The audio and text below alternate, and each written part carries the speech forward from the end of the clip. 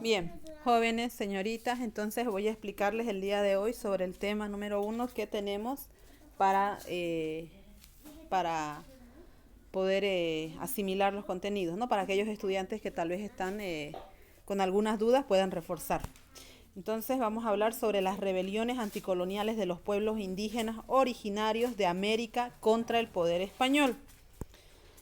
Vamos a ingresar entonces a este tema viendo un poquito las rebeliones de los pueblos originarios del Abya Yala y el poder español. No se olviden que cuando decimos Abya Yala hacemos referencia al continente americano. América, antes de ser encontrada por los españoles, era habitada por indígenas originarios. Entonces, una de estas culturas le colocó el nombre de Abya Yala.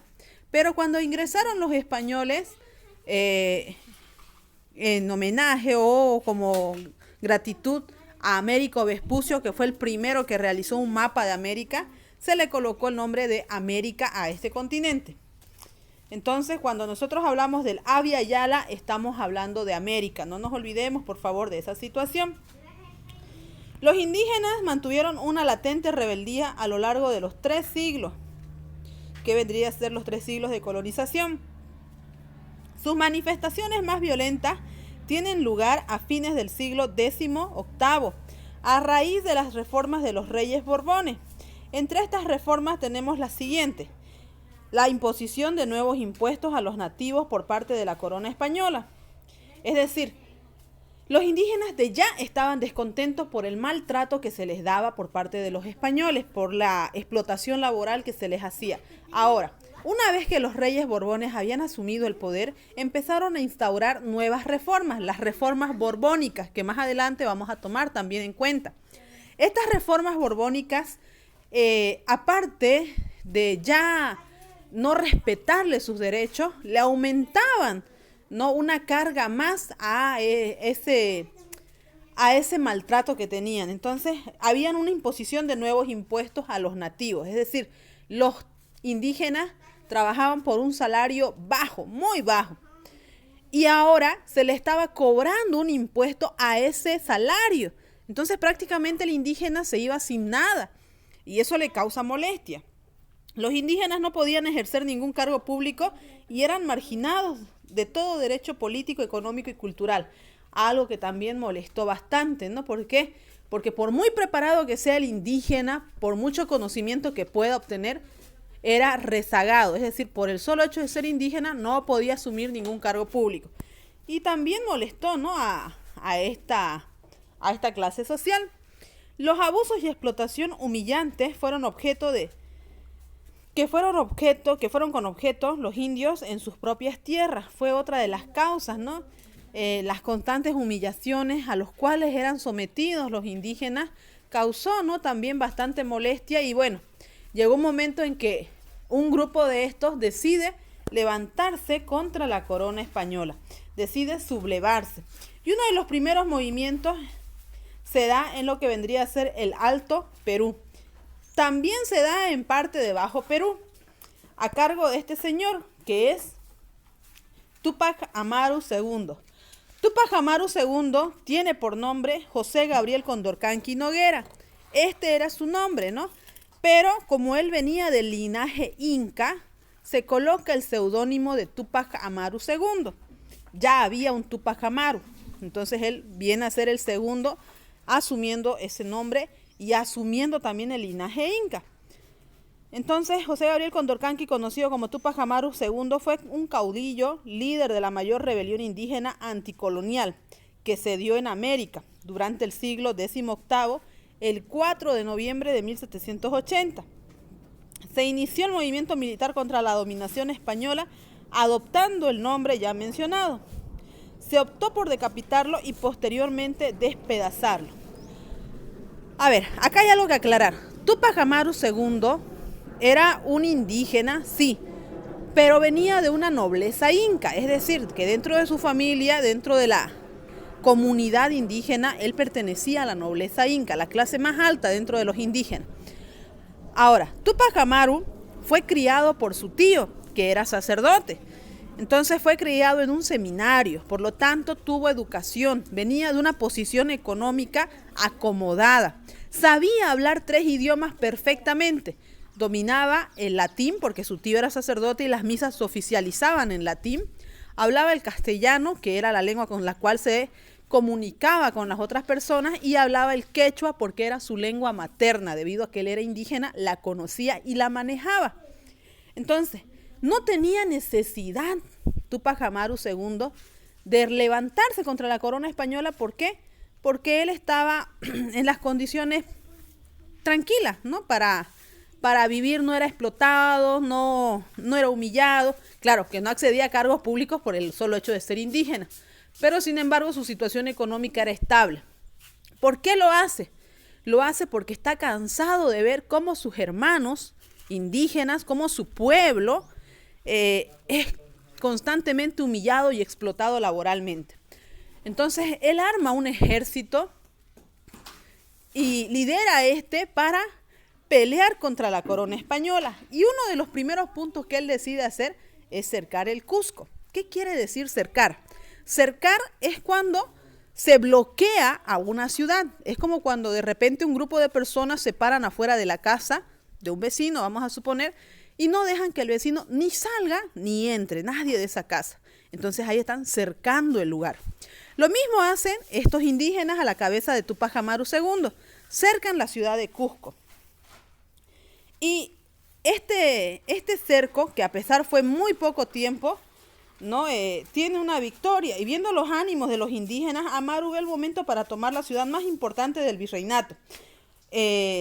Sitió la ciudad imperial del Cusco a partir del 4 de enero, pero dura 10 días este cerco, ¿no?, que estamos hablando, y luego, debido a los ataques de los españoles, prácticamente es rebasado, y tiene que huir al poblado de Tinta. Entonces, como Túpac Amaru se había rebelado dentro de su comunidad y la gente lo apoyó, él ve en ese momento ya la forma de ir directamente a cercar una ciudad. Y qué mejor, la ciudad más importante en ese momento, que era la ciudad del Cusco. La ciudad del Cusco queda cercada de manera satisfactoria, pero por un tiempo muy corto. Estamos hablando de 10 días. Es decir, queda bloqueada desde el 4 de enero hasta el 14 de enero de 1781. Posterior a esto, las fuerzas y el ejército español logran derribar este cerco y Túpac Amaru II tiene que salir huyendo a lo que vendría a ser la población de Tinta. En la población de Tinta, cuando Túpac Amaru II se trataba de reorganizar, uno de sus mismos hombres lo traiciona, ¿no?, y lo entrega a lo que vendría a ser las fuerzas españolas. Las autoridades de la colonia lo sentenciaron a muerte el 18 de mayo de 1781. Túpac Amaru fue brutalmente asesinado. Lo amarraron a 4 caballos para intentar descuartizarlo. Y al no lograrlo, porque como era una persona bastante fuerte, era una persona robusta, entonces no lograron con la fuerza de los caballos lograr descuartizarlo. Entonces lo que hicieron fue decapitarlo. Pero antes de darle esta sentencia, es decir, antes de decapitarlo, le obligan a presenciar la muerte de su esposa Micaela Bastida y de sus 2 hijos, al igual que de otros parientes. Entonces, fíjense, aparte de saber de que iba a morir, prácticamente lo obligan a observar cómo la torturaban a su esposa, la golpeaban y posteriormente también asesinaron a sus hijos. Inclusive a su esposa la golpearon tanto en el vientre y luego también le cercenaron los pechos, ¿no es cierto? Entonces fue una brutalidad con la cual se sentenció y se ejecutó a esta familia completa. Y todo esto lo hicieron en la plaza principal, ¿no?, a vista de toda la gente. ¿Para qué? Para intimidar, para influir, para meter miedo a las personas, para que ningún otro indígena se atreviera a rebelarse contra la corona española. Entonces, la matan a su esposa, a sus hijos, a sus otros parientes, le cortan la lengua y finalmente los ahorcan. Acá nosotros vemos en esta imagen la forma, ¿no? Mientras Túpac Amaru estaba siendo jalado por los animales, Fíjense de que los parientes ya estaban prácticamente siendo ejecutados en la horca y otras personas estaban siendo torturadas. Es decir, fue una masacre en la plaza principal donde los españoles trataron de dar un escarmiento a los indígenas. Bien, continuamos entonces y vamos a ver a Tomás Katari. A pesar de que se hizo esto con la familia de Túpac Amaru, aún así las rebeliones siguieron teniendo insistencia, ¿no? Y acá se da otra rebelión que es la de Tomás Katari. Tomás Katari era el cacique de Macha. Fue apresado por reclamar sus derechos de cacique ante las injusticias que se cometían en Potosí. A ver, en Chayanta había un corregidor que nombraba a ciertas autoridades de los indígenas. Generalmente el corregidor debía también de respetar que los indígenas pues tenían como una especie de cacique que iba heredando ese cargo. Entonces muchos corregidores lo que hacían era vender los puestos, es decir, yo te vendo el puesto de cacique a ti si me pagas 10 monedas de plata. Entonces vendían esos puestos. Tomás Katari quiere que se le reconozca el cargo de cacique, ¿no? A pesar de que no tenía oídos, ¿no? Y a pesar de las injusticias que se cometían en Potosí, él regresa a Chayanta y se autonombra cacique, porque nadie le hacía caso, los españoles no le tomaban en cuenta y para ellos pues había otra persona nombrada que ni siquiera era indígena, que había asumido el cargo de cacique. Entonces él se autonombra cacique y empieza a luchar contra estas autoridades españoles. Empieza la lucha y por este motivo lo apresan y lo trasladan al Río de la Plata. Los españoles lo despeñan a Tomás Katari, dándole muerte el 15 de enero de 1781. Aquí hay que tomar en cuenta de que cuando Tomás Katari se fue al virreinato del Río de la Plata, fue a reclamar y a exigir al virrey del Río de la Plata que se le reconozca el cargo de cacique. Entonces el virrey le dice de que, bueno, no se podía hacer nada, de que ya estaba dado, pero que iba a ver la situación. La gente de Potosí lo apoya a Tomás Katari y deciden ir como una especie de marcha a brindarle el respaldo a Tomás Katari. Cuando el virrey se da cuenta de esto, lo ve como una situación amenazante, ¿no? Porque Tomás Katari estaba teniendo bastante simpatía de la población de Chayanta, de Potosí. Entonces lo que hacen es que en el camino de vuelta, que estaba siendo custodiado por españoles, lo lleven a la orilla del cerro y la amarren las manos y lo boten abajo, ¿no? Entonces a eso se le dice la pena del despeñamiento, lo botan desde la peña, ¿no? Y de esa manera lo ejecutan a Tomás Katari. Acá vamos a ver un poquito acerca de la rebelión. Presentó su reclamación, pero el corregidor Joaquín de Alos le apresó. Katari logró fugar. La audiencia y los oficiales reales apoyaron al caudillo, pero el corregidor no daba curso a sus reclamos. Es decir, el corregidor no quería nombrarlo a Tomás Katari como cacique. Viendo la inutilidad de sus reclamos, Tomás Katari se dirige sin ningún recurso a Buenos Aires, teniendo que caminar 600 leguas a pie hasta la capital del virreinato.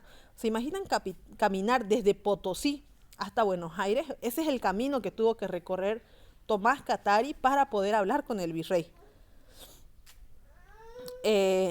Acá, cuando ingresa al virreinato del Río de la Plata a fines de 1778 y presenta sus quejas al virrey, la autoridad ordena a la audiencia la investigación del caso. Ante la retardación de la investigación y sin obtener ningún resultado positivo, él se autonombra cacique y empieza su lucha contra caciques que habían sido impuestos por los corregidores. Él quería de que los caciques sean personas indígenas.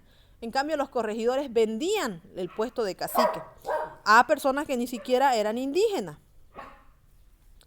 que habían sido impuestos por los corregidores, por lo cual fue apresado nuevamente. Esta situación enfureció a los nativos, que atacaron a sus custodios para ponerlo nuevamente en libertad. y en este interín fue asesinado uno de los mejores oficiales españoles, ¿no? Entonces, fíjense, la gente lo estaba apoyando ya a Tomás Katari, como que se estaban despertando y estaban rebelándose contra la corona española. La rebelión se había extendido hacia otras zonas de la Puna y de los valles, pero es traicionado y el español Manuel Álvarez Villarroel capturó a Katari y lo entregó a la justicia mayor. Juan Antonio Acuña, quien lo llevaría hacia La Plata, lo estaba de ida a Sucre, al saber que era perseguido por indígenas, el 15 de enero de 1781, lo ató de manos y pies y lo empujó desde las alturas de la Chataquilla. Entonces, ahí se da cuenta, ¿no es cierto? Los españoles se dan cuenta de que Tomás Katari estaba levantando mucha gente y ya mucha gente estaba en marcha para poder liberarlo nuevamente a Tomás Katari antes de que llegue a lo que vendría a ser la ciudad de La Plata, que ahí se le iba a dar un juicio y seguramente lo iban a ejecutar igual que a Tupac Amaru II. Entonces deciden inmediatamente en el camino realizar la ejecución a través de la pena del despeñamiento. Finalmente tenemos a Tupac Katari. Tupac Katari es uno de los líderes indígenas más visibles y conocidos dentro de nuestra historia nacional. Conocido este señor Tupac Katari por el hecho de que tomó el nombre de Tupac Amaru y de Tomás Katari. De ahí sale la combinación de Tupac Katari. Su nombre real era Julián Apazanina, conocido como Tupac Katari. Fue un indígena aymara que lideró un levantamiento contra las autoridades coloniales en el Alto Perú, junto a su esposa Bartolina Sisa. Formó un ejército de 40.000 hombres como parte del levantamiento y cercó la ciudad de Chuquisaca 2 veces en 1781. Fue torturado, después de 6 días fue ejecutado atando a sus 4 extremidades, 4 caballos y siendo descuartizado. Tupac Katari es reconocido, inclusive en la actualidad, es nombrado dentro de la Casa de la Libertad, está su retrato, porque su movimiento indígena de rebelión logró colocar a los españoles en una situación difícil, ¿no? A pesar de que él, un indígena aymara, que tenía poco conocimiento y poca educación, logró armar un ejército que superó los 80.000 hombres, 80.000 hombres. Y su esposa Bartolina Sisa fue una de las mujeres que en esa época, a pesar que había una sociedad muy machista, logró liderar un ejército de 40.000 hombres. Entonces, por eso es que se lo recuerda en la historia nacional. Vamos a ver un poquito acerca de la rebelión de Tupac Katari. En marzo de 1781, a la cabeza de Katari inició la lucha suicida contra los españoles. ¿Por qué suicida? Porque los mismos indígenas sabían de que iban a morir, pero tenían que morir luchando para poder ver a los españoles retroceder en la ambición y en la explotación que ellos realizaban contra sus hermanos indígenas. Tomando a su favor las poblaciones de Carangas, Pacajes, Yungas, Omasuyos y Sicacica. El 15 de marzo de 1781 sitió la ciudad de La Paz al mando de 80.000 indios y por un espacio de 109 días. Acá se ve el mayor bloqueo, se puede decir, en la época colonial.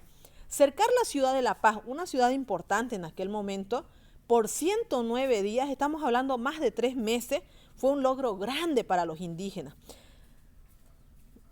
Estamos hablando de que en estos 3 meses y medio la ciudad de La Paz conoció la presencia de hambre, sed y muerte con saldos dramáticos. No podía entrar alimentos a la ciudad de La Paz. Los mismos españoles estaban desesperados por tratar de buscar alimento, agua, porque pues en aquel entonces no había el grifo, no había Zaguapac. Entonces, generalmente el agua era traída en cántaros desde los ríos más cerca. Y como no se podía salir de La Paz, entonces estaban prácticamente a su suerte resguardando y valorando las gotas de agua. No podían darse el lujo de desperdiciar, ¿no? Por 109 días se logra cercar esta ciudad de La Paz. Obviamente que pasando esta fecha, logran los españoles romper el cerco y Tupac Katari tiene que huir para poder reorganizarse nuevamente con su ejército. Mientras esto ocurría, Andrés Túpac Amaru, sobrino de Túpac Amaru II, decide vengar la muerte de su tío. Acuérdense que Túpac Amaru II había muerto descuartizado, ¿no? Entonces decide vengar a su tío armando una rebelión que se extendió hasta los yungas paceños. La ciudad de Sorata fue sitiada por el sobrino de Túpac Amaru, en señal de venganza por el bárbaro ajusticiamiento de Amaru en Perú. Construyó un dique, que es esto que vemos acá como una especie de barda que retiene al río, para provocar una gran inundación. El pueblo quedó reducido a escombros y los sobrevivientes asesinados. Todo esto sucedió en agosto de 1781. No se olviden esa fecha, por favor. La inundación de Sorata se dio el 17 de agosto, en las fechas de agosto de 1781. Andrés Túpac Amaru construye este dique, hace que el dique tenga una base no muy estable, sostiene al río durante un determinado tiempo y cuando ya ve el momento preciso, ve que ya el río pues está ya prácticamente rebasando, hace que se rompa el dique y toda el agua cae con fuerza a la ciudad. Obviamente que causa grandes desastres naturales y la gente que logra sobrevivir a este desastre natural es asesinada por los soldados de Andrés Túpac Amaru. Todo esto tratando de vengarse de la muerte de su tío. Bien, cuando Túpac Katari huye del cerco de la ciudad de La Paz, su esposa Bartolina Sisa es tomada presa. Túpac Katari intentaba pactar con las autoridades para salvar a su esposa, pero fue traicionado y entregado a los españoles, quienes decidieron descuartizarlo, al igual que Túpac Amaru. Cuando Túpac Katari es entregado a los españoles, traicionado por uno de sus hombres, Bartolina Sisa logra escapar, logra huir de mano de los españoles. Y él, su esposo, queda prácticamente apresado. El 15 de noviembre de 1781, Katari es asesinado de una manera horrible. Su cabeza fue llevada a la ciudad de La Paz, el tronco y los demás miembros fueron expuestos por todo el territorio del Collasuyo. Casi un año después, capturan a su esposa Bartolina Sisa, porque Bartolina Sisa estaba dirigiendo el ejército de más de 40.000 hombres, primero tratando de salvar a su esposo, rescatarlo, pero cuando lo ejecutan, sigue con el ejército para poder vengar la muerte de su esposo. Por esas razones que la apresan el 5 de septiembre de 1782, aún la consideraban una amenaza, ¿no? Y en ese año fue ajusticiada la valerosa esposa de Katari, Bartolina Sisa. Acá tenemos la imagen en la cual se muestra a Túpac Katari siendo jalado por los 4 caballos para poder descuartizarlo. Fíjense que él dice una frase importante antes de morir, ¿no? A mí solo me podrán matar, pero volveré y seré millones, ¿no? Esa es la frase que él dice antes de ser ejecutado. Y precisamente por esta frase es que se le coloca, ¿no?, a nuestro satélite que está en este momento en algún lugar, el nombre de Túpac Katari. El 2013 el gobierno lanza el primer satélite de Bolivia al exterior, ¿no? O sea, al universo, desde China, el 2013. Y lleva el nombre de Túpac Katari precisamente porque trata de que este satélite logre llegar a millones de personas con una mejor comunicación, ¿no? Hablando de las redes tecnológicas, ¿ya? Entonces toman ahí. Y como les dije, Bartolina Sisa quedó plasmada en las viñetas de la Agencia Nacional de Hidrocarburos, esas viñetas que vienen en los parabrisas de las movilidades y que deben de tenerlo para poder cargar combustible, ¿no? Ahí dice B. Sisa. Ese B. Sisa hace referencia precisamente a la esposa de Túpac Katari, Bartolina Sisa. Los dos nombres están impresos en elementos que constituyen lo que vendría a ser parte del Estado Plurinacional de Bolivia. Bien, eso sería, jóvenes, entonces, un poco la explicación sobre este tema de las rebeliones anticoloniales. Espero que les pueda ayudar y bueno, repasen el tema para poder dar un buen parcial. Que tengan buenas tardes. Hasta luego.